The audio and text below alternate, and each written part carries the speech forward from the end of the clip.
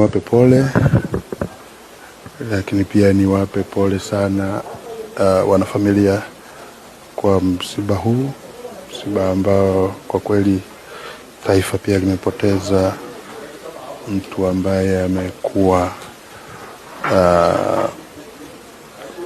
mtu mwema, amekuwa mtu ambaye alikuwa mchapakazi sana.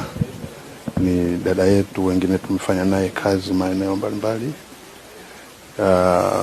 Mimi nilifahamiana naye sana wakati nikiwa katibu utawala wa mkoa wa Ruvuma, wakati yeye akiwa mbunge wa Peramiho ambayo iko ndani ya mkoa ule wa Ruvuma. Kwa hiyo ni mtu ambaye tumefanya naye kazi kwa ukaribu sana, na hata nilipokuwa waziri, nilikuwa katibu mkuu kwenye wizara mbalimbali, tumekuwa tukishirikiana sana.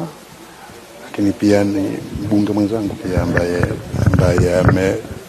amekuwa mfano wetu sisi wabunge wapya ambao tumeingia kwenye bunge hili. Kwa hiyo ni msiba ambao ni mkubwa, msiba ambao wote tumesikitika sana kwa msiba huu wa ghafla uliotokea. Sisi na Mheshimiwa mkuu wa mkoa na Mheshimiwa mkuu wa wilaya ya Dodoma tuliona tupite tutoe rambirambi zetu, na basi tuendelee kupeana pole.